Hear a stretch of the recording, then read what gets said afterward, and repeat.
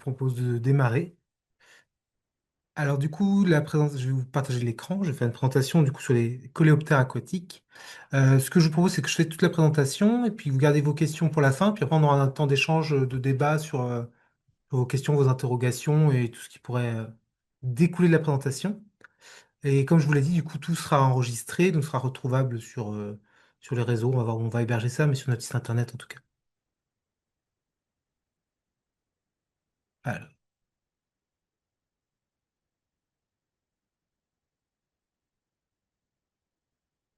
est-ce que tout le monde entend bien? Super. Et donc, bienvenue à ce webinaire sur les coléoptères aquatiques. Il se passe dans le cadre de la Fête des Mares. Il est soutenu par l'Agence de l'eau Seine-Normandie. Et donc, la Fête des Mares qui est organisée par la Société nationale de protection de la nature. Alors, avant d'aller plus loin, je vais déjà me présenter. Donc, moi, c'est Mathurin Carnet. Je suis entomologiste à la Société d'histoire naturelle d'Autun. La SHNA, c'est une très vieille société savante donc, qui a été créée en 1886, qui a été reconnue d'utilité publique en 1895.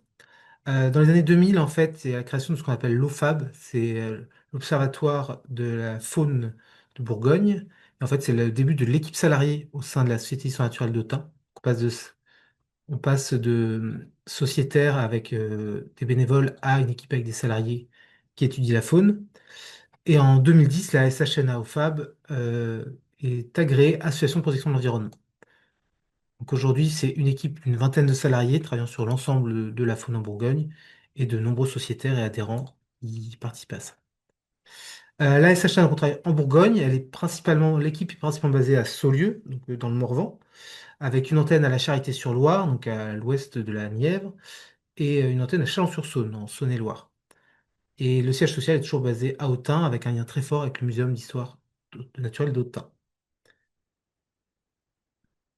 La SHNA, c'est plusieurs types d'actions. Il y a 5 objectifs principaux qui structurent un peu tout notre travail, avec donc en objectif principal améliorer la connaissance, avec des inventaires, des suivis, des études scientifiques. Donc c'est là-dedans un peu qu'on va travailler sur les collecteurs aquatiques. Je vous présenterai ça après. Capitaliser et structurer les données avec une base de données qui s'appelle la Bourgogne Base Fauna, avec une plateforme en ligne, les e-observations, pour que les bénévoles participent aussi à ces données. Et tout ça qui remonte au sein d'une plateforme régionale qui s'appelle Cigogne, qui alimente après l'inventaire national du patrimoine naturel, l'INPN. En 3, il y a préserver les espèces et alerter sur leurs menaces, parce que c'est bien gentil de faire de la connaissance et de mieux connaître les espèces. Après, comment est-ce qu'on mobilise ça pour les préserver concrètement, encore plus dans les contextes actuels? 4, animer des projets avec les acteurs du territoire. Donc, c'est le cas de plans régionaux d'action, des atlas de biodiversité communaux, de liens dans les réseaux naturalistes. Je vous en reparlerai un peu après.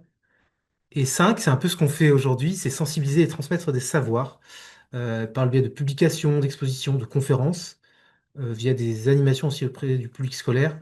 Et aussi, notamment, on participe à l'association Bourgogne-Franche-Comté Nature, qui est une association fédératrice des associations naturalistes, on va dire, en région, et qui publie notamment une revue scientifique.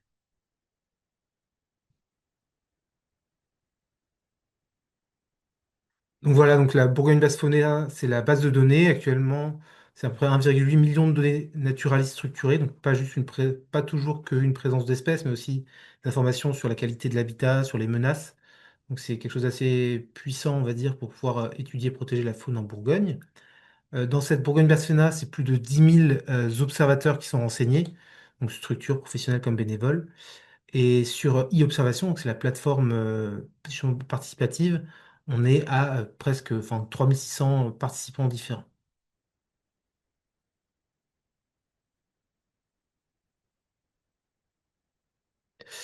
On travaille avec de multiples partenaires, on n'est pas tout seul dans notre coin, donc là il y a un petit chapelet de tous les types de structures avec qui on travaille, des institutionnels aux autres associations. On peut citer notamment nos camarades de Franche-Comté comme le Conservatoire botanique national qui travaille aussi sur les invertébrés en Franche-Comté.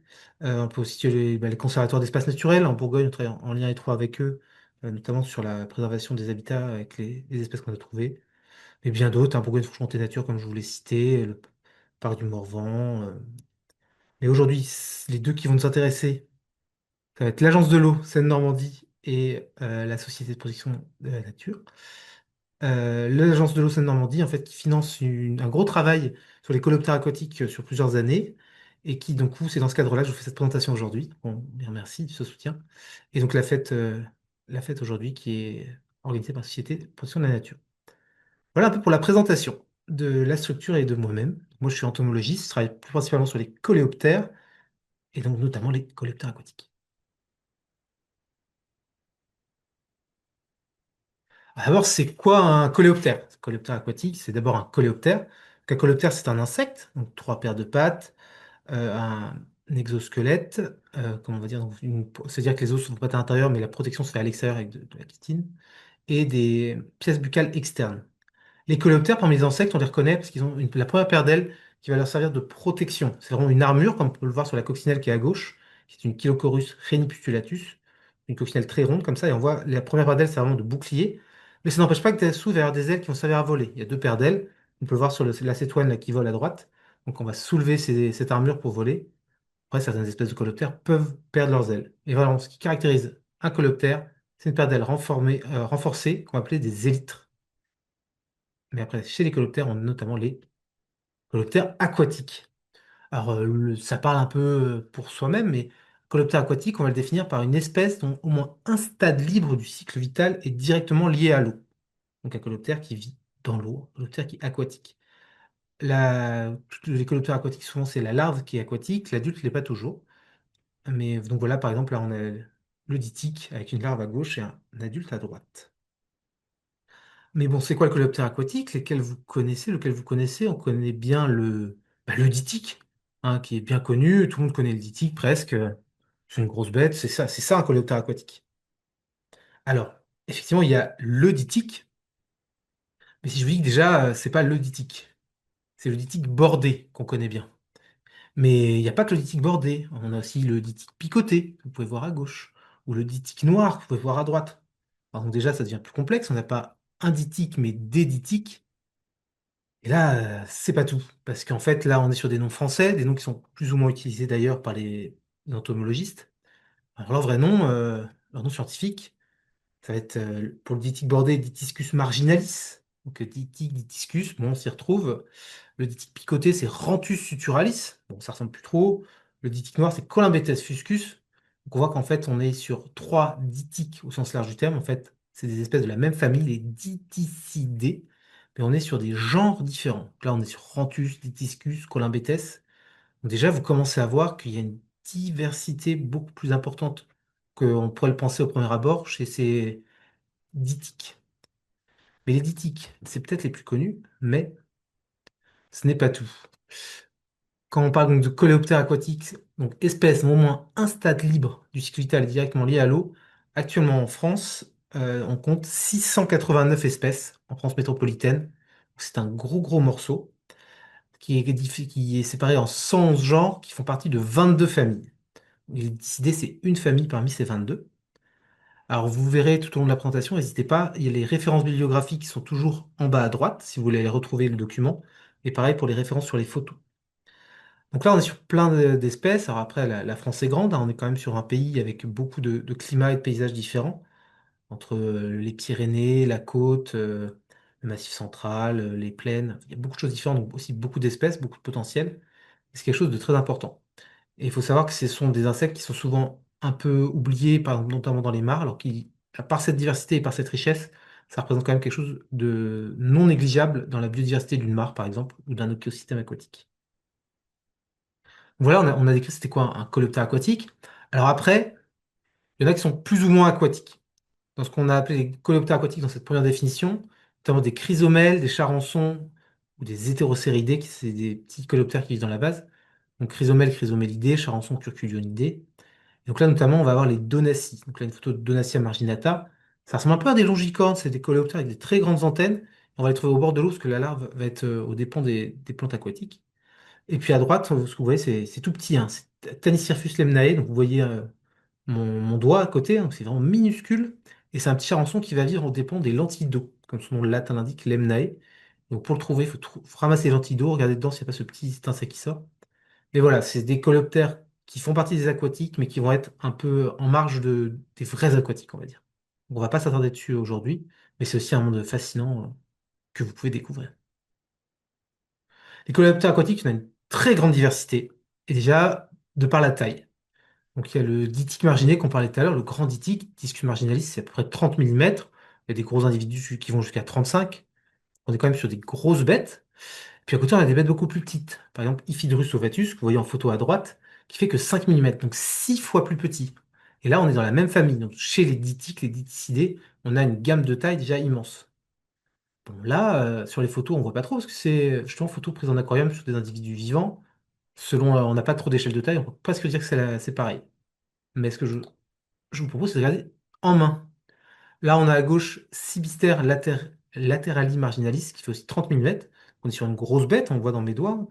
Quelque chose qu'on peut trouver assez facilement. Enfin, assez facilement, qu'on va voir assez facilement, pardon. Puis à droite, on a Hydrovatus cuspidatus, qui fait 3 millimètres, donc 10 fois plus petit. Donc on est sur des espèces très variées, des tailles très différentes, et donc après, aussi avec des techniques de recherche pas exactement identiques. Voilà pour bien vous rendre compte un peu des échelles de taille, de quoi on parle. Donc une diversité de taille, aussi une diversité de régimes alimentaires. On a justement tous nos dyticidés adultes, ce sont des prédateurs. On va les chasser dans la mare, on les appelle même les dents de la mare.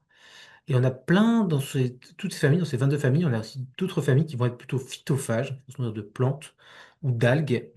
Donc du coup, vont avoir vraiment, chacun va avoir sa place dans la chaîne alimentaire et va jouer un rôle important. Ce qu'il faut savoir par contre, c'est que la majorité des espèces, alors je ne vais pas dire toutes parce que je suis pas sûr en 100%, mais une très grande majorité, les larves sont quand même des prédateurs. Souvent, les larves ont besoin de plus d'énergie pour grandir. Et un peu comme chez les oiseaux où le poussin va se nourrir des chenilles que ramènent les parents ou des petits insectes, même si l'adulte est granivore. Chez les coléoptères aquatiques, ça va souvent être le cas aussi. Là, voilà, on a donc des régimes alimentaires variés, des tailles variées, on a aussi des modes de déplacement très différents, selon aussi justement ce qui va être, selon justement leur régime alimentaire. Il faut bien imaginer que dans l'eau, un prédateur, il va falloir qu'il aille vite, parce que sa proie, elle va pas l'attendre. Que ce soit le petit ver, que ce soit le petit tétard carrément peut-être, ou même l'alevin, il va pas, ne pas bouger le temps de se faire manger, donc il faut aller très vite sur la proie. Donc on va remarquer souvent que les prédateurs, donc notamment les dytiques, mais pas que, par exemple à droite c'est Hygrobia hermanni, c'est un genre où on n'a qu'une seule espèce en France, mais qui n'est pas un dytique. Ceux-là vont foncer sur leur proie pour les manger, donc on a des grandes pattes arrière qui vont leur permettre d'aller très vite sur de grandes rames. Et là, on peut voir un peu cette adaptation évolutive, pareil, chez certaines punaises aquatiques. Les notonèques, notamment, qui sont donc des punaises, donc qui n'ont rien à voir avec nos coléoptères, qui sont très éloignées génétiquement, ont aussi ces grandes pattes pour aller vite dans l'eau, pour pouvoir foncer sur leur proie. Ce qu'on appelle une convergence évolutive. Alors, petit fait intéressant, mais c'est pas trop, c'était pas trop la question là, mais notre petit Hygrobia hermanni à droite, c'est un insecte qui, en anglais, on l'appelle le coléoptère grinceur, parce que si vous l'attrapez entre vos doigts, il peut faire du bruit. Donc il va pas chanter, il va grincer. Et c'est assez typique. Quand on est dans l'eau, mais qu'on ne chasse pas, et qu'on va par exemple se nourrir de petites algues, comme on peut le voir sur le Berosus à gauche, là, qui mange des petites algues qui sont sur la feuille, ou notre Hydrobus à droite, eh ben, on n'a pas besoin d'aller vite, donc on va plutôt marcher sous l'eau. On va s'agripper à la végétation, on va avancer doucement, et s'il y a un problème, eh ben, au pire, on lâche tout, on remonte à la surface, puis on se fait prendre par le courant ou par le flottement de l'eau. C'est pas du tout la même stratégie pour marcher, et c'est lié au fait qu'ils n'ont pas du coup les mêmes exigences. Autre intérêt aussi, c'est que ces insectes-là vont pas hésiter aussi à s'enterrer un peu dans la végétation, dans l'eau ou dans la vase. Et donc, pareil, ils vont être dans le substrat et qu'on va les déranger, nous, quand on va aller les chercher. Donc là, par exemple, on est sur deux familles très différentes, hein, des Rhodus Hydrobus, on voit qu'ils n'ont pas la même tête, ils n'ont pas la même forme, et pourtant, c'est des coléoptères aquatiques. Autre information, ils ne respirent pas sous l'eau. Vous pouvez le voir très bien sur Hydrobus suspes à droite. Il y a la goutte d'eau qui est au niveau des fesses. En fait, selon les espèces, ils vont capter une petite goutte d'eau entre leurs antennes, sur leur tête ou sur leur corps pour respirer, entre guillemets. Puis on a un troisième qui est quand même bien connu chez les coléoptères aquatiques. On va pas vraiment dire qu'il nage sous l'eau, on va pas vraiment dire qu'il marche. On peut dire qu'il surfe sur l'eau. Alors j'ai pas de belles photos parce que c'est des insectes qui sont très rapides. Ce sont les girins qui sont sur l'eau, qui font des petits, qui vont très vite sur l'eau, qu'on appelle des fois des gouttes d'argent. Voilà, donc ça va très vite, ça vit en groupe.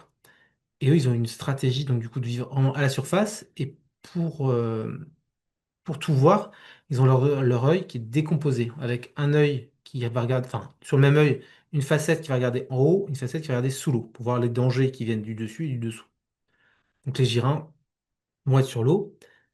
Et c'est là aussi qu'il va manquer un moyen de déplacement, là, que je ne vous ai pas évoqué, mais qu'on a vu au tout début, c'est que ces insectes, ils volent pour la grande majorité. Nos girins, des fois, vous pouvez les voir sur des flaques d'eau, en forêt par exemple, une forêt un peu ouverte sur un chemin. Une grande flaque d'eau qui est là depuis longtemps, là, vous pouvez trouver un girin dessus. Bah, il n'est pas arrivé avec l'eau, hein, il est pas, c'est pas, il y a eu de la pluie, il y avait un œuf de girin dans l'eau. C'est vraiment notre girin qui a volé, qui a vu de l'eau et qui s'est posé dessus. Donc du coup, la majorité des coléoptères aquatiques vont pouvoir bouger et changer de mare, changer de pièce d'eau, changer de rivière, si ça leur plaît plus, pour chercher à manger. C'est aussi comme ça que vous pouvez trouver des coléoptères aquatiques dans un bac à vache, ou même dans un seau que vous allez laisser dehors. Ou dans une piscine, parce qu'il va venir voir si elle a mangé, si ça lui plaît, puis après il va repartir. On en reparlera après, mais ça en fait aussi des indicateurs très intéressants pour la qualité d'un cours d'eau, enfin d'un cours d'eau, qualité d'un point d'eau, puisque s'ils sont dedans, c'est qu'ils ont choisi d'y être. Quelques espèces sont aptères, ce qu'on dit tout à l'heure, qui ont perdu leurs ailes pour voler. Il n'y en a pas beaucoup. Et donc, du coup, souvent, eux, elles sont en danger car sont liées justement à la préservation du point d'eau. Et donc, du coup, actuellement, c'est pas la fête pour eux. Parmi les coléoptères aquatiques, on va avoir du coup, vu que ce sont des espèces qui se déplacent, comme je viens de le dire, des espèces qui choisissent leur endroit, on va avoir des espèces qui sont des généralistes qu'on va trouver dans presque tous les points d'eau, qui vont s'adapter à peu près à tout. Donc voilà ce qu'on dit ubiquistes. Et des espèces qui sont spécialistes, donc des espèces qu'on va dire sténoès, donc eux ont besoin de caractéristiques très précises pour se sentir bien et pour pouvoir se développer. Et donc ils sont encore plus sensibles parce qu'elles sont liées à un habitat très précis. Pour commencer, je vous prends par exemple Agabus affinis. C'est un petit dithyque qui est tout noir, donc tous les agabus sont noirs comme ça, on ne peut pas les déterminer juste à vue. Et lui, c'est une espèce de milieu tourbeux ou paratourbeux. On va le trouver dans des tourbières, et notamment par exemple là, sur la réserve naturelle régionale des Mardelles de Prémery dans la Nièvre. On va pas le trouver ailleurs. Alors il peut effectivement, si vraiment la tourbière ça sèche une année ou un certain temps, trouver repli dans d'autres habitats, mais à terme ça va pas lui convenir. Parce qu'il va avoir besoin d'un pH spécifique, c'est aussi un pH qui va pas aller à d'autres espèces, donc il aura moins de concurrence, il y a plein de choses qui rentrent en compte. Et voilà, donc lui va être typique des milieux tourbeux.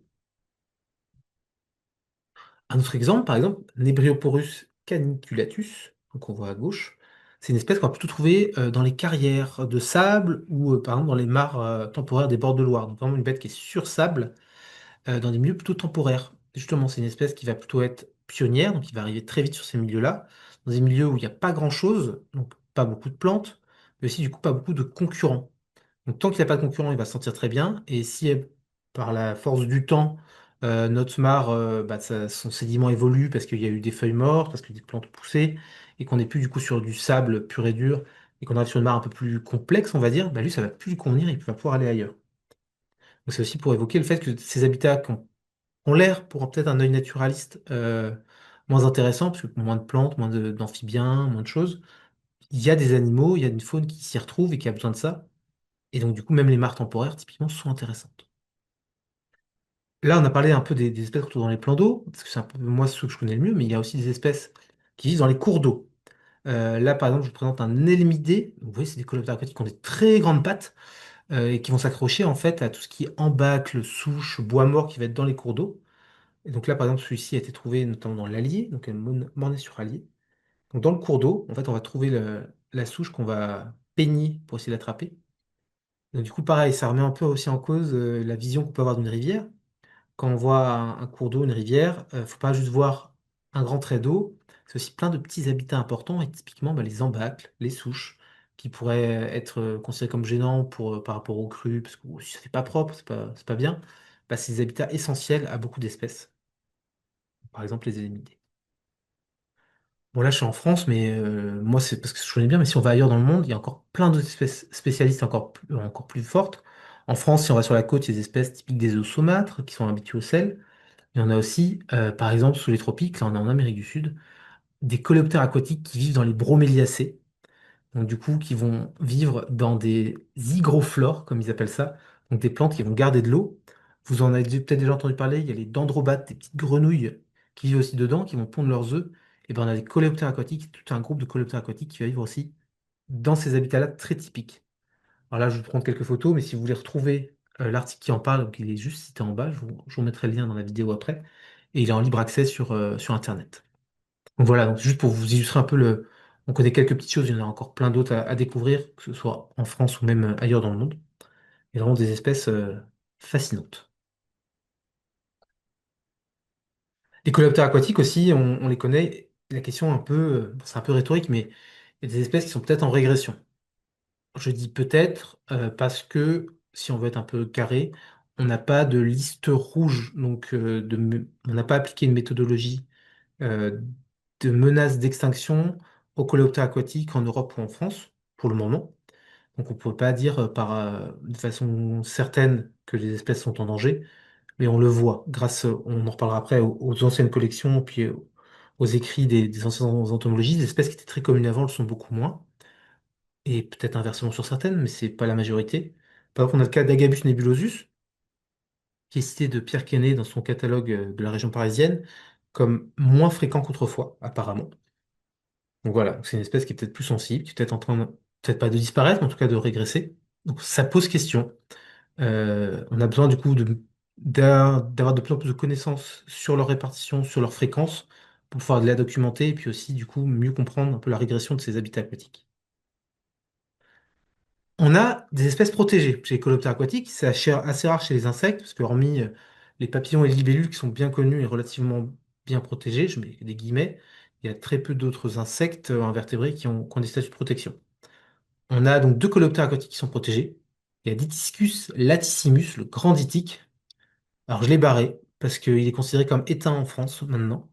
Donc c'est un très très gros dytique qu'on ne trouve plus que dans les collections, hein, et qui vit dans les grandes pièces d'eau, donc dans les lacs. Et étonnamment, je suis ironique, il s'est mis à disparaître avec l'industrialisation de la France et la pollution des eaux. On pourrait se faire une courbe qui se croise, plus on s'est industrialisé, plus l'espèce a disparu. Donc actuellement, a priori, il n'est plus en France. En Europe, il n'y a plus beaucoup de stations non plus. Une espèce qui fait la taille d'une grenouille, c'est un très très gros dytique. L'autre espèce protégée qu'on a encore en France, c'est Graphoderus bilineatus. Vous pouvez voir en photo vivant juste en dessous. Donc une espèce aussi qui est dans l'eau, qui est sensible à la destruction des habitats, aussi à l'introduction d'espèces exogènes. Il y a des secteurs où il était connu, où on l'a pu retrouver, notamment, enfin on soupçonne parce qu'il y a des présences de ragondins et d'écrevisses. Et c'est pas vraiment qu'ils vont venir prédater notre petit coléoptère, c'est que vu qu'ils vont remuer l'eau de façon régulière, en grattant les substrats, en grattant les sédiments, ils vont mettre de la matière en suspension, ce qui fait que ça a changé les conditions de l'eau, que ce soit en termes de température, en termes de turbidité. Et notre petit Graphoderus ne va pas du tout aimer ça. Après, petit point positif, c'est que maintenant qu'on étudie peut-être plus qu'à une époque le coléoptère aquatique, c'est une espèce qu'on a retrouvée sur de nouvelles stations.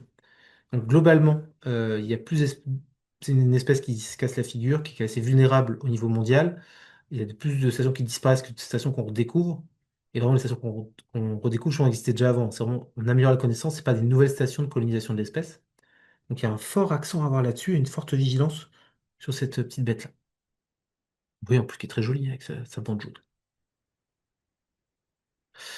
Donc maintenant je vous ai un peu présenté tout le panel des coléoptères aquatiques, je vais vous présenter une deuxième facette, c'est comment on les étudie, qu'est-ce que vous voir comme ressources pour le faire. Et voilà, donc au-delà de juste découvrir les coléoptères aquatiques, moi j'ai envie de vous inciter à les étudier, à améliorer la connaissance sur ce groupe-là et à les découvrir. Vous allez voir, c'est un monde fascinant. Comment on cherche les coléoptères aquatiques? La principale technique, c'est le troubleau et la passoire. Donc un troubleau, c'est quoi? C'est un filet qui est fait pour aller dans l'eau, donc avec des mailles un peu plus solides. Donc on va aller, donc là par exemple dans une mare, et on va faire des 8. On fait des 8 avec le filet, parce que ça va permettre de créer un courant qui va attraper nos coléoptères aquatiques. Après, une fois qu'ils sont dans notre filet, on va souvent les vider dans un petit tamis, comme vous pouvez le voir sur la photo de droite, qui va permettre de trier les insectes et la végétation, ou les feuilles mortes, les détritus, la mousse. Et comme vous avez pu le voir sur les autres photos, il y en a des tout petits. Donc il va falloir prendre son temps, s'asseoir, regarder, laisser aussi du coup l'eau filtrer à travers le tamis, que ça s'assèche un peu pour que les petits insectes qui étaient cachés puissent remonter. Puis après, donc, vous voyez, il y a une petite bassine en dessous pour aussi récupérer les autres qui vont s'échapper. Donc c'est pas juste on trouve des gros puis on laisse, on va poser, on va prendre le temps. Il y a beaucoup de tout petits à trouver et c'est pas immédiat. Sinon, on va aussi utiliser une passoire, donc typiquement ce qu'on appelle un chinois en cuisine, donc métallique ou en plastique. On va piétiner les bords de l'eau, ça va mettre toute la matière en suspension et avec notre petite passoire, on va tamiser l'eau comme ça et on va trouver plein d'espèces. Alors pourquoi on va en trouver au final peut-être une plus grosse diversité sur les bords de la mare ou du point d'eau qu'au milieu où il y a plus d'eau? Ça semble un peu contre-intuitif. C'est aussi parce que au bord de l'eau, il y en a moins, donc elles chauffent plus vite. Donc il y a des conditions de température qui sont plus intéressantes pour les insectes, que ce soit pour la nourriture, pour le développement d'algues, et aussi du coup pour nos coléoptères.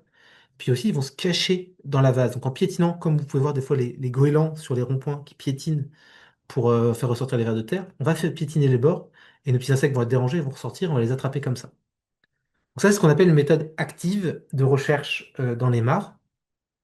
Une autre méthode que j'ai oublié d'illustrer, j'y pense à l'instant, c'est une méthode passive. Donc soit on va aller dans la mare en méthode active en le cherchant, soit on va attendre que l'insecte vienne à nous en faisant un piège. Donc le piège, ça va être une nasse. On va pouvoir appâter ou non avec par exemple des têtes de crevettes, des morceaux de pâté, en tout cas quelque chose d'un peu carné. Nos coléoptères vont venir dedans le trouver, vont se retrouver coincés. Donc soit une nasse bricolée avec une bouteille, soit une nasse un peu comme type de pêche avec du grillage. Ça peut être très utile pour les gros coléoptères aquatiques, les ditiques et compagnie, qui vont plus facilement être attrapés par ça et qu'on aura moins avec le filet puisque ce sont des espèces qui sont plus rapides. Attention, toutefois, que ce soit au troubleau, que ce soit à la nasse, on est sur des milieux avec d'autres espèces, il n'y a pas que le coléoptère, et il y a des amphibiens qui sont des espèces protégées, des tritons. Donc il ne faudrait pas non plus, vous laissez pas un piège, et même encore moins si vous n'avez pas les autorisations, puisqu'il y a espèces protégées des dérangements, donc autorisation légale. Laissez pas un piège abandonné plusieurs jours, il ne faudrait pas qu'un triton se retrouve coincé et meure dedans, par exemple. Voilà, petite parenthèse fermée sur ce point-là. Autre chose, ça a l'air assez intrusif, par exemple, ce qu'on voit à gauche hein, quand on abîme la mare. Ça a été étudié, c'est que la mare retrouve son aspect relativement vite et qu'il n'y a pas d'impact à long terme des prospections entomologiques de la mare sur, la faune au global. Il y a d'autres méthodes, alors il y a donc le troubleau, il y a la nasse. D'autres méthodes permettent de trouver des coléoptères aquatiques, mais on ne va pas les utiliser, on va dire en routine. On ne va pas mettre ça en place pour les inventorier, mais c'est intéressant de le savoir, notamment dans vos réseaux, si vous connaissez des gens qui en font, pour dire, ah attention, fais attention, ça m'intéresse. On a des espèces qui viennent en chasse de nuit, donc du coup sur des draps qu'on installe souvent pour les papillons de nuit. Il y a des coléoptères aquatiques qui peuvent se retrouver dessus, donc toujours intéressant à prélever. Il y en a d'autres, plus étrangement, on peut les trouver par exemple dans ce qu'on appelle des pièges polytrappes. Ces pièges que vous voyez au milieu, qui servent en fait à attraper les coléoptères forestiers, les coléoptères saproxyliques liés au bois mort. On va les installer en forêt, ces coléoptères saproxyliques vont voler, vont taper dessus, ils vont tomber dedans. Et ça arrive, alors je ne vais pas dire régulièrement, mais c'est pas non plus rarissime. On trouve des coléoptères aquatiques dedans, et donc ça nous indique aussi que ces coléoptères aquatiques volent et font des kilomètres et vont même dans des habitats où a priori il n'y a pas de mare pour trouver un bon habitat. Moi, pour l'avoir trouvé en pleine forêt, dans le Morvan notamment, aucun point d'eau aux alentours immédiats. Donc c'est-à-dire que mon petit Steinagabus a volé dans la forêt, s'est pris dans mon piège et est tombé dedans. On peut aussi l'avoir par exemple sur nos pièges barbeurs. Les pièges barbeurs, c'est des pots qu'on met au sol, qu'on amorce avec du liquide, notamment pour étudier les carabiques, donc des petits coléoptères carabidés. Et parfois, on a un coléoptère aquatique qui se retrouve dedans. Enfin, méthode, c'est un bien grand mot. Autre moment où on peut voir des coléoptères aquatiques, c'est quand le temps est orageux. Quand le temps est orageux, je vous invite à regarder sur le toit des voitures, on peut trouver des coléoptères aquatiques dessus, qui vont en fait prendre avec les reflets de la lumière et le caractère orageux, donc je ne l'explique pas exactement. Ils vont prendre ça pour une mare, ils vont se poser sur la voiture, et puis après, sans doute, il n'y a pas d'eau et décoller, et on peut vraiment en trouver beaucoup et assez fréquemment comme ça. Dans le même ordre d'idée, on peut en trouver aussi, par exemple, sur les panneaux photovoltaïques où les coléoptères aquatiques vont penser en volant que c'est une mare avec la réfraction de la lumière, se poser dessus, et bon, on va voir qu'il n'y a pas d'eau, puis repartir. Ce qui peut peut-être être problématique, notamment sur des champs de panneaux photovoltaïques, où notre coléoptère aquatique va se faire avoir une fois, va redécoller, va se faire avoir 2 mètres plus loin sur la prochaine, et bon, c'est peut-être pas les insectes les plus intelligents, mais peuvent du coup le faire plusieurs fois, et puis au bout d'un moment s'épuiser. C'est mal étudié, cet impact-là sur la mortalité de ces insectes-là, mais a priori, il se passe quelque chose quand même, donc prudence. Une fois qu'on a trouvé notre coléoptère, comment on le conserve? Qu'est-ce qu'on en fait? Il y a deux approches. Il y a une approche photographique, on va en reparler aussi après. Et par exemple, toutes les photos que je vous ai présentées in natura, j'étais pas avec un scaphandre sous l'eau. C'est des photos que j'ai prises en aquarium, donc comme ça peut être illustré à gauche. Donc avec un aquarium qu'on adapte en recollant une plaque de verre, vous mettez votre coléoptère dedans. Il faut le prendre en photo presque dans son habitat naturel. Puis après, si vous le souhaitez, le relâcher ou le collecter. Ça permet d'avoir des photos un peu enfin, sur des insectes vivants, plus sympa. Mais ce qui est très important aussi, qui est, on va dire, peut-être un peu mis en cause de nos jours, mais on ne peut pas s'en passer, et c'est vraiment, enfin voilà, j'insiste, c'est très important, c'est de collecter des insectes et de les mettre en collection. Alors, on va voir après parce que c'est important pour la détermination, mais c'est aussi important pour avoir une trace dans le futur. Certains insectes qu'on pensait où il n'y avait qu'une seule espèce, finalement il y en a deux. Il faut qu'on puisse revenir sur l'individu. La photo ne suffit pas toujours. Et ça permet aussi donc du coup d'avoir des traces de présence certaines grâce à l'étiquette. Donc, très important. Quand vous ramassez un insecte, il faut toujours avoir une étiquette avec, tout de suite dans le pot, avec la date, le lieu à minima, si possible plus d'informations. Ça peut être le type de milieu, par exemple si c'est une mare, si c'est un étang. Ça peut être le lieu dit plus précis, idéalement les coordonnées GPS, enfin, voilà, plein de choses. Et typiquement aujourd'hui, c'est ce qui nous permet d'attester par exemple de la présence de Dytiscus latissimus, le grand dytique que je vous ai présenté tout à l'heure, dans des endroits et de savoir qu'il n'y est plus aujourd'hui. Donc ce sont des témoignages de nos ancêtres, de nos collègues, qui permettent de témoigner de la disparition des espèces ou de l'évolution des répartitions des espèces. Et sans ça, on serait incapable de dire qu'une espèce est menacée ou qu'elle ne l'est pas, et donc on n'aurait pas assez scientifiquement de billes pour dire qu'il faut protéger un habitat pour protéger une espèce. C'est ça qui est compliqué. On a beau travailler dans la nature, voir que la nature se casse la figure. Déjà, on n'est qu'à une portée d'homme, d'une vie d'un homme. Et sur l'échelle de l'humanité, c'est ridicule. Et quand on a des collections, on voit que l'espèce est courante, il y en a beaucoup, que ça corrobore avec les textes aussi de l'époque, et qu'aujourd'hui on la trouve que difficilement. Bah voilà, on sait que ça se casse la figure, qu'il faut faire quelque chose.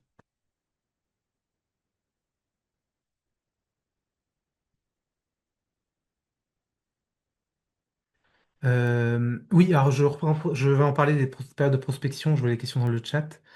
Et de tous les cas, on répondra aux questions à la fin du webinaire. On pourra échanger justement sur toutes les questions que vous avez, sur les choses qu'il faudrait développer. Donc la détermination, donc il y a une détermination pour certaines espèces peut se faire sur photo.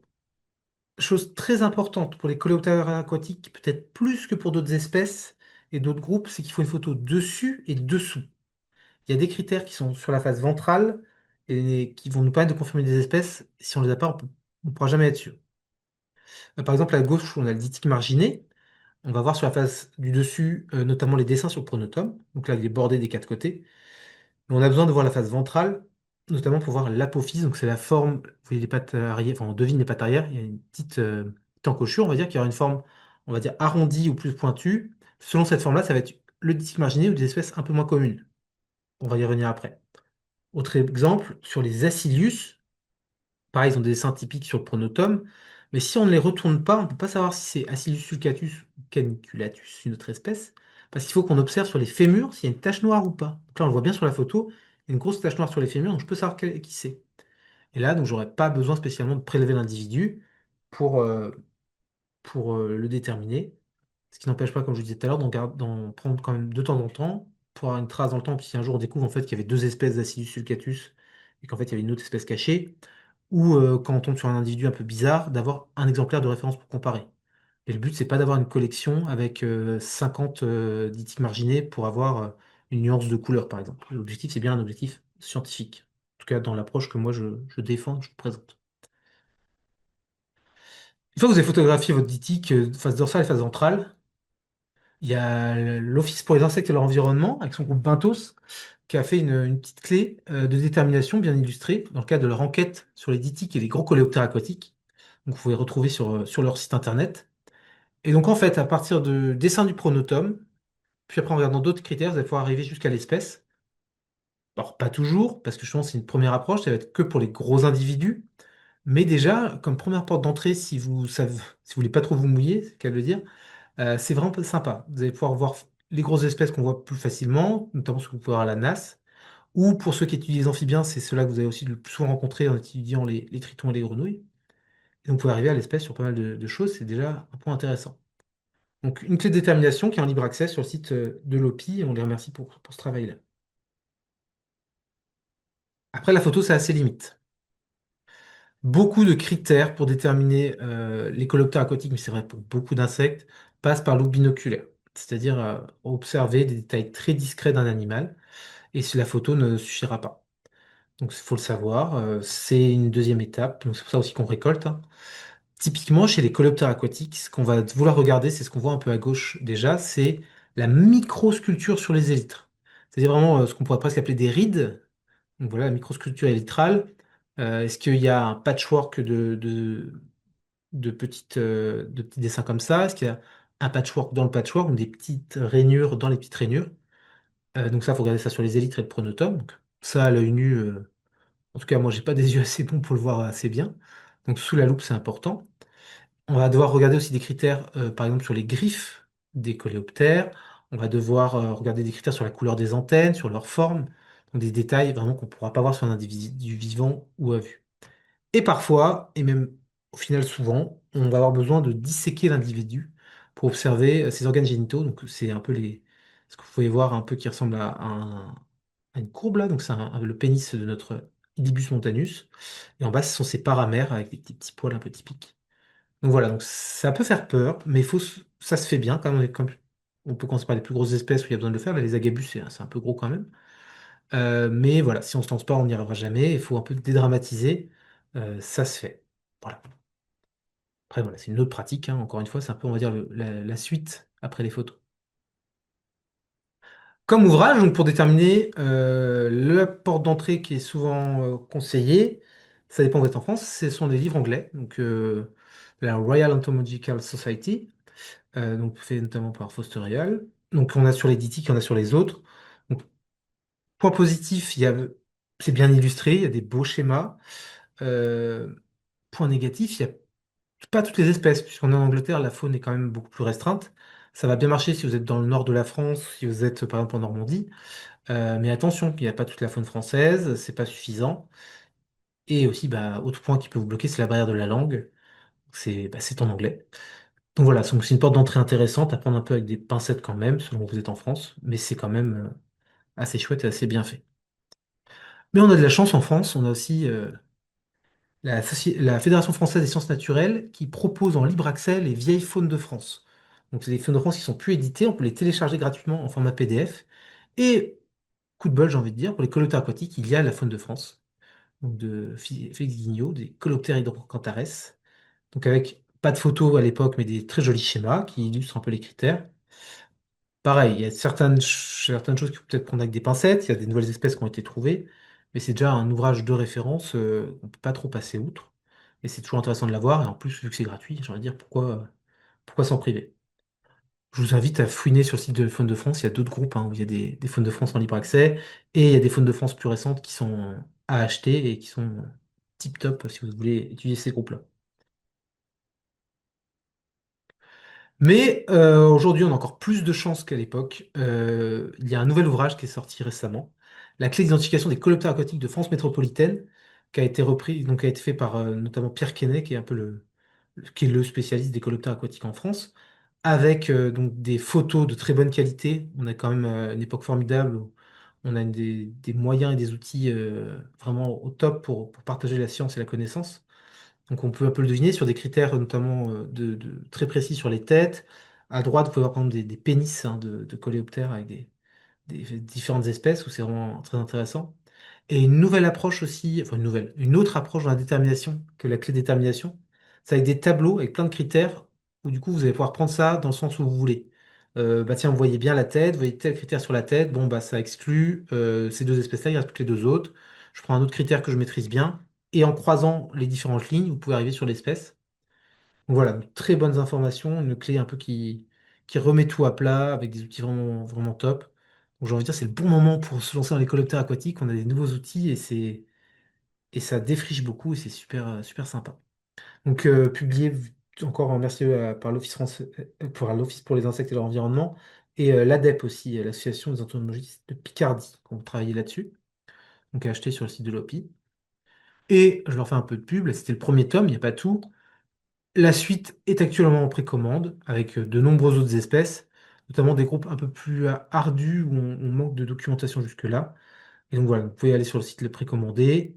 Il manquera, je crois, encore quelques familles, notamment les dithycidés qui sont au final les dithyques les plus faciles à déterminer, hein. Enfin, plus faciles, je mets des gros guillemets, mais on a plus de documentation toujours.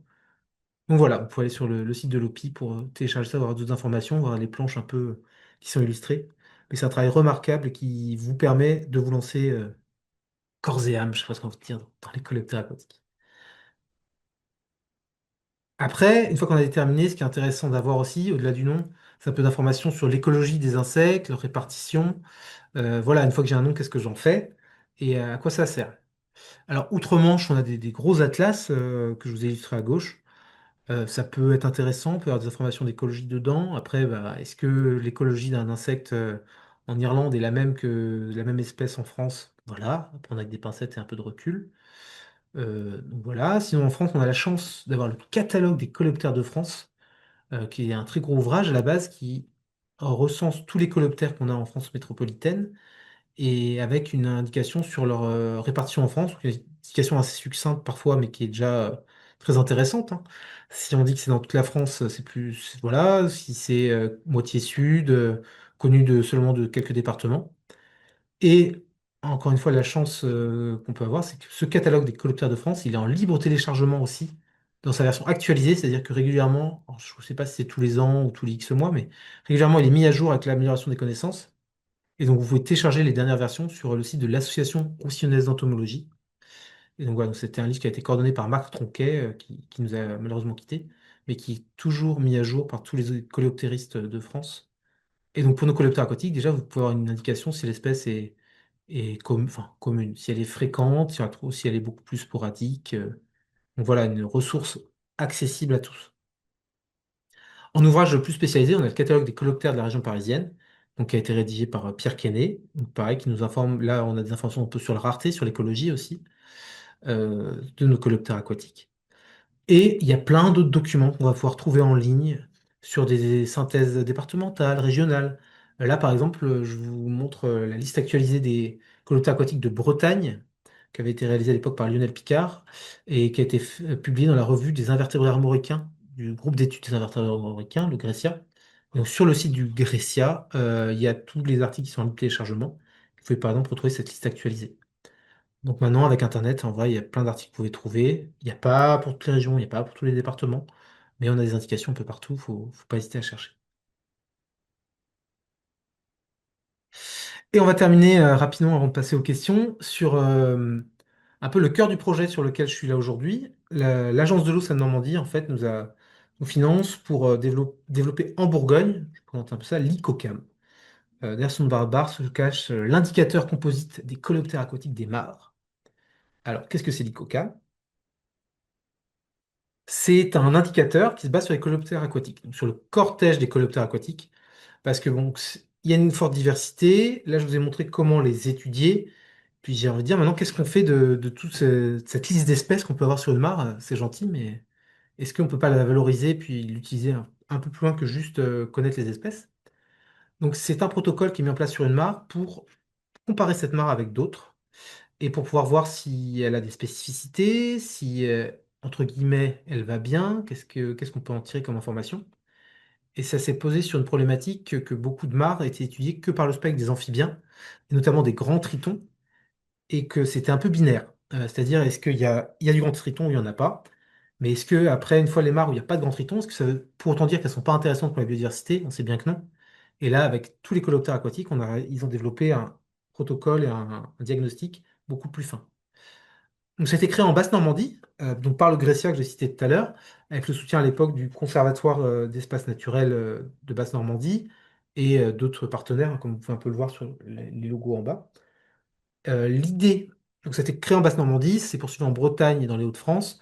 Actuellement, ça se déploie aussi sur sur le reste du territoire, bah, notamment en Bourgogne ou en région Auvergne-Rhône-Alpes, par exemple.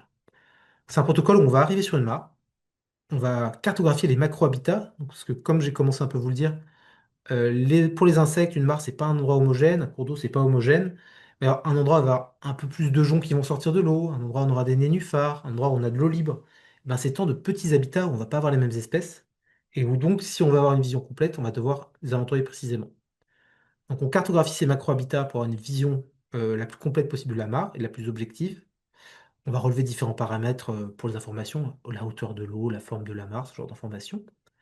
Après, on va prospecter en chronométrant nos macro-habitats pour qu'on ait un effort de prospection euh, qui soit en pourcentage des habitats et pas qu'on aille un peu en tant que naturaliste sur l'endroit où on sait que ça va être le plus sympa et qu'on délaisse l'endroit où on pense que ce sera moins bien. Donc là, qu'on a quelque chose de reproductible, quel que soit l'opérateur.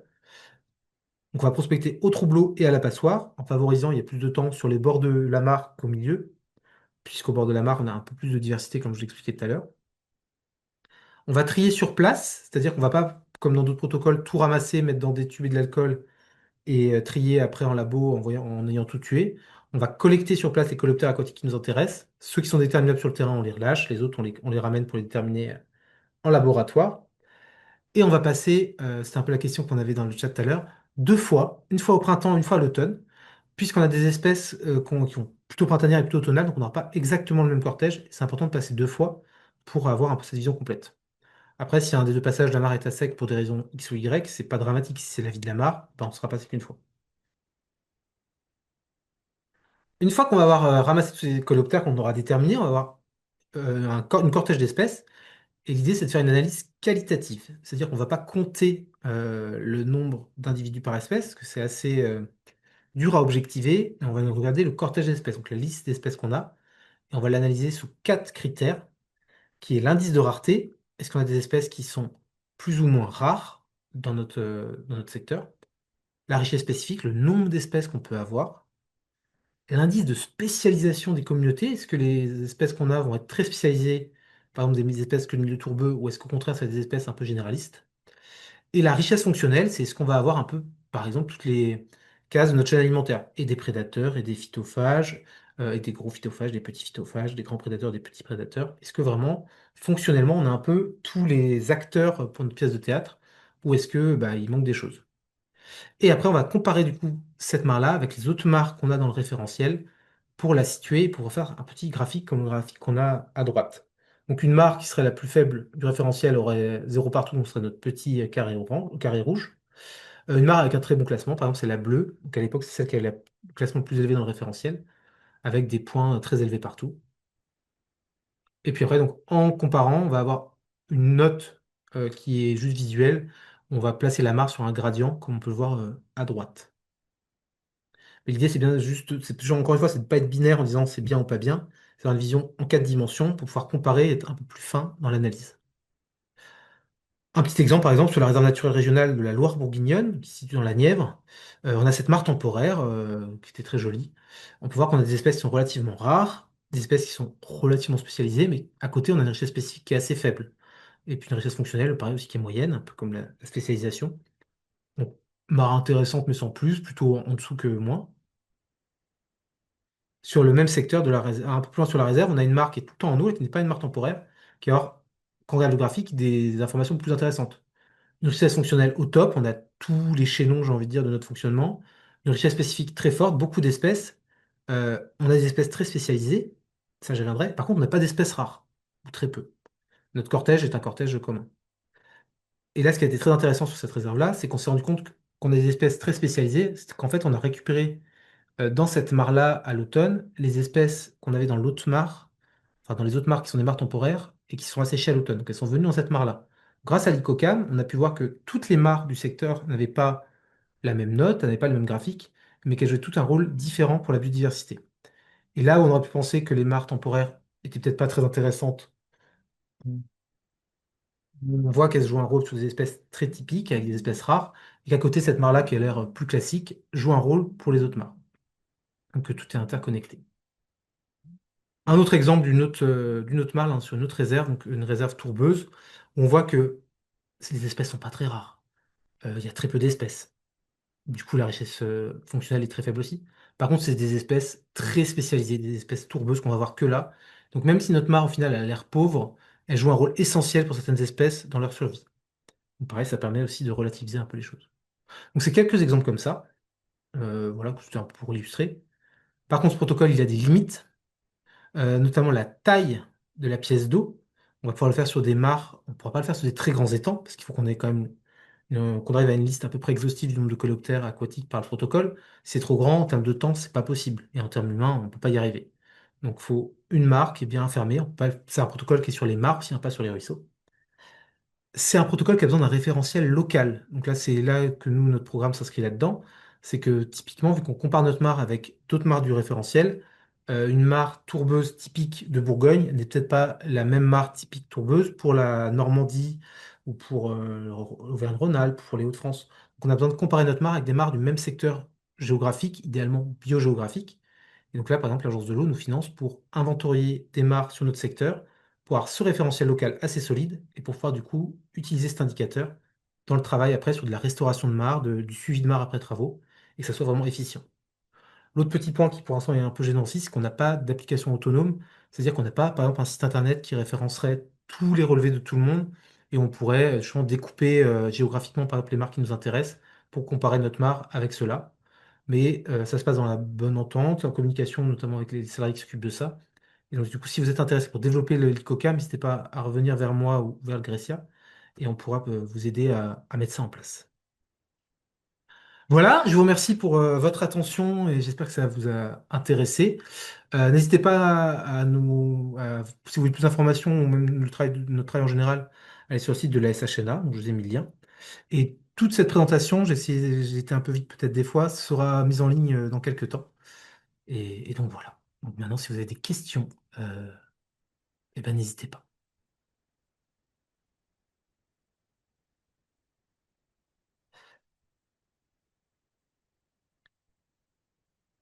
Donc du coup, il y avait une question qui était dans le chat, c'était sur les périodes de prospection. Donc comme je dis, donc, au printemps et à l'automne. En vrai, si on fait des inventaires, je veux dire pour le plaisir, mais pas dans un objectif de d'ICOCA, mais dans un objectif juste d'inventaire, on peut presque passer toute l'année. On trouve même des coléoptères aquatiques l'hiver sous la glace dans les mares. Donc on peut avoir des données comme ça.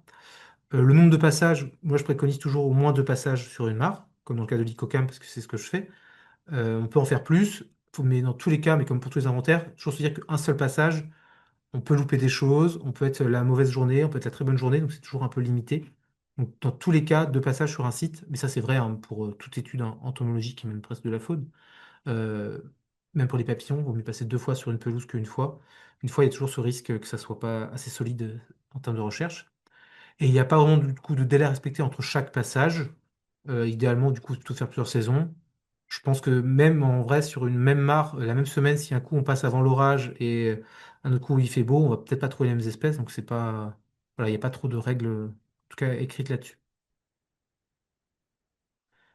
Donc si vous avez des questions, vous pouvez allumer votre micro et la poser, ou vous pouvez la poser dans le chat. Donc ICOCAM, oui, pardon, j'avais pas vu, c'est indicateur composite des coléoptères aquatiques des mares. Combien de temps la NAS doit-elle rester au minimum si on fait un inventaire avec la NAS? Moi, je préconise plutôt une nuit entière, le mettre le soir et le relever le matin. Après, ça peut être moins. Parfois, ça a été le cas dans le cas d'animation. On met en début d'animation, on passe dessus à la fin de l'animation le soir et on va la voir. Plutôt la laisser la nuit. C'est des insectes qui sont plutôt actifs la nuit, les gros prédateurs. Toutes les autorisations pour les captures. Alors, il faut une autorisation s'il y a dérangement justement d'espèces protégées. Donc, après, ça dépend peut-être des politiques dans certaines régions de France, mais nous, en tout cas, la SHNA, nos bénévoles qui pratiquent ça, ont une autorisation au moins pour le dérangement des amphibiens, mais pas forcément justement pour les espèces protégées, parce qu'en Bourgogne, l'espèce protégée n'est pas encore connue. Donc voilà, il faut avoir des autorisations. Je vous invite, selon vos régions, à vous rapprocher justement des associations entomologiques, parce que c'est pas toujours les mêmes approches selon les régions, mais il faut penser à ça. Et la dernière question, est-ce que ça pique sa mort? Alors ça ne pique pas, ce sont des coléoptères, donc ils ont des pièces qui mâchent. Par contre, ça peut mordre, si vous le tenez trop entre vos doigts, lui il va essayer de se défendre, il peut mordiller. Ça fait pas très mal. Par contre, ce qui pique, ce sont les punaises aquatiques. Je vous en ai pas présenté, c'était pas le sujet. Notamment les notonectes ou les nocors, qui eux vont en fait, vu que ce sont des punaises, ont un appareil suceur, donc peuvent piquer pour se défendre. Là, ça peut faire un peu mal. Est-ce que vous avez d'autres questions? Qu'est-ce que c'est qu'une mare? Parce que dans Steli, on nous dit que ça fait moins de 50 mètres carrés. Alors bon, Alors du coup, ouais, donc le STELI, c'est le suivi temporel des libellules. La définition de Mars, c'est quelque chose qui est très flou. Il n'y a pas de définition carrée selon les personnes. Là, on va considérer comme Mars, dans le cas des coléoptères, un point d'eau non connecté à un ruisseau d'une surface. Après, pour les surfaces, on peut aller sur très grand, hein, mais après, ça va vraiment à l'analyse de la personne. Mais c'est vraiment ce côté-là. Il n'y a pas non plus le côté qui peut être évoqué pour les mares artificielles ou naturelles. Les deux peuvent être faits. Et typiquement, moi, j'ai fait des icocams, j'ai tué les coléoptères aquatiques dans des mares qui ont été creusées avec une bâche, donc vraiment presque un bassin, voire même dans des choses qui sont bétonnées, des anciens lavoirs, ce genre de choses. Ça peut être considéré comme une mare. On va être très large, on va dire qu'une mare dans notre cadre, ça va être un petit point d'eau non connecté. Pour un type de mare, le cortège des coléoptères est-il indicateur d'un bon fonctionnement? Oui, Justement, l'idée, c'est de pouvoir se dire avec cet indicateur, est-ce que notre mare fonctionne bien en la comparant aux autres? Est-ce que notre mare forestière a le cortège minimum des autres mares forestières ou est-ce qu'elle ne l'a pas? Ça va permettre de se questionner sur ces choses-là. Et on peut avoir notamment des mares où on peut détecter qu'il y a eu une pollution qui n'est toujours pas résorbée. J'ai eu le cas là, sur une mare que j'ai étudiée qui visuellement n'a pas l'air nulle. Il y a un peu de végétation, il y a des lentilles d'eau. C'est pas la mare du siècle, non, je devrais avoir des choses. Et je n'ai rien eu dedans. Aucun coléoptère aquatique. Autre intérêt aussi, ça permet aussi de voir si la mare était empoisonnée. On voit très bien que quand il y a du poisson, on a moins de coléoptères aquatiques et le cortège est beaucoup plus faible. Donc oui, ça va donner une indication sur le bon fonctionnement de la mare, aussi du coup peut-être sur les choses à faire. Sur le cortège, on va se rendre compte que par exemple elle est pas assez en lumière et qu'il faut plus de lumière pour qu'il y ait un cortège de végétation. On peut voir aussi à l'inverse si elle va très bien, que si on doit intervenir dessus, il faut y aller doucement. Et pas faire un gros curage parce qu'on n'aura que la vision amphibien, il n'y a pas de grand triton, on va tout curer en une fois. Ah bah non, notre écocam va dire que finalement elle fonctionne quand même, même sans nos gros tritons, donc faut peut-être pas mettre tous ces œufs dans le même panier et y aller plus doucement. Voilà, donc c'est un peu l'idée. Si on pose une nasse de tomber un poids pour la lester dans le fond, ou au contraire un flotteur pour que les insectes puissent remonter et respirer. Bah, un peu des deux. Moi, je mets un petit poids de pêche dessus pour que ça plonge quand même un peu pour qu'il remonte de l'eau dedans, mais que justement il y ait quand même une surface. Alors, pas trop pour les insectes, les coléoptères, ils vont quand même tenir assez longtemps, mais plutôt pour le risque où il y aurait un triton qui va dedans ou une musaraigne aquatique qui puisse respirer pour pas la tuer complètement. Et on n'aura pas des espèces différentes selon si ça flotte ou pas. Ça va plutôt être la position dans le cours d'eau, l'appât, puis aussi un peu de la chance, hein. Et combien d'espèces peut-on espérer dans une mare? Suivant le type, on passe de mares très faibles avec deux trois espèces à des mares avec 20 30 espèces. Ça, hein, sur une mare, là, je crois que récemment, sur ce que j'ai fait, j'avais une mare avec 25 espèces en un passage. Donc c'est une diversité qui est assez forte et on peut aller au-dessus, hein. Donc dès qu'on a une mare en fait avec plein de micro-habitats, une mare où on va avoir un peu de potamo, donc des plantes un peu flottantes dans un coin, un endroit où il y aura des élophytes avec donc du coup du jonc, peut-être des lentilles d'eau dans un autre endroit, des profondeurs d'eau différentes. Enfin, plus on aura de petits habitats comme ça, plus on aura de chance d'avoir d'espèces. Et on peut avoir des cortèges vraiment chouettes et diversifiés.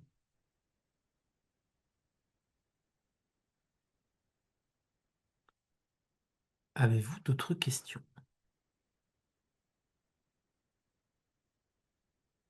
Donc j'en profite si vous voulez vous découvrir les coléoptères aquatiques, donc rapprochez-vous des associations entomologiques du coin. S'il n'y en a pas, vous pouvez aussi rejoindre, on a Internet maintenant, il y a un forum qui s'appelle Le Monde des Insectes. Vous pouvez partager toutes vos observations et échanger avec des spécialistes, des amateurs, enfin plein de gens. Et si vous êtes en Bourgogne, puisque moi je suis en Bourgogne, on a le groupe Invertébrés Bourgogne, qui est un groupe de bénévoles animé par l'association, où on va faire des inventaires, où on va faire des ateliers, donc sur les coléoptères aquatiques, mais d'autres groupes. On a fait sur les abeilles sauvages, par exemple. Et donc l'idée, c'est de dynamiser un peu ça sur le territoire. Si vous êtes en Franche-Comté, il y a l'OPI-Franche-Comté. Si vous êtes dans le massif armoricain, donc Bretagne, Pays de la Loire, Normandie, il y a le groupe d'études invertébrés armoricains. Donc voilà, quelques-uns que je connais bien. Il y en a encore d'autres, donc n'hésitez pas à vous rapprocher d'autres personnes, il n'y a aucun souci. Pour les micro-habitats, pour le document, en fait, ça va être sur le protocole ICOCAM. On a une grille avec les différents micro-habitats possibles, qui sont simplifiés. On n'est pas phytosociologue, donc on n'étudie pas la végétation des mares, mais c'est déjà pré-découpé pour avoir une vision un peu comme ça. Donc c'est trouvable en ligne, voilà, vous pouvez le retrouver, cette petite grille-là.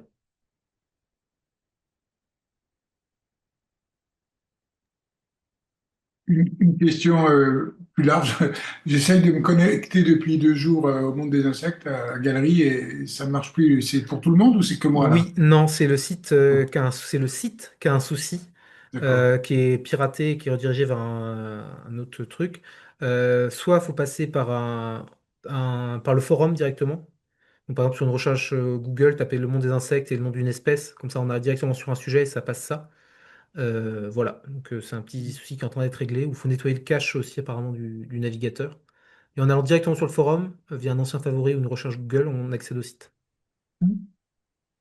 Oui, mais on ne peut pas accéder à la galerie. À la Si, galerie. si, Si, quand si. même. En fait, c'est la page internet miroir où t'as c'est la première page où tu as tous les documents, l'accès au Hmm. forum, l'accès à la galerie qui est piraté.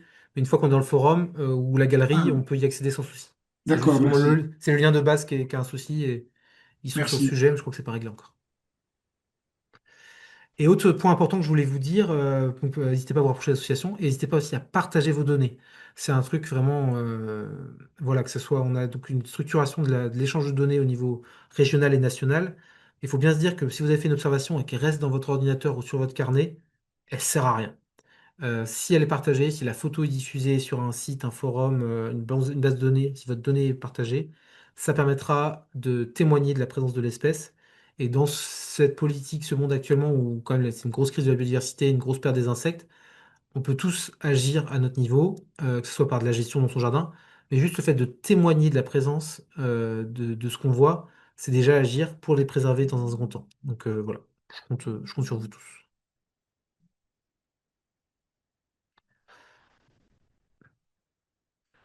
Eh ben, merci à tous. Donc, du coup, s'il n'y a pas d'autres questions, on va se laisser là. Et vous pourrez donc retrouver ce webinaire en ligne sous peu, le temps de l'enregistrer et de le mettre en forme. Puis n'hésitez pas, si vous avez des questions plus précises à me poser, il y a mon contact sur le site de l'association.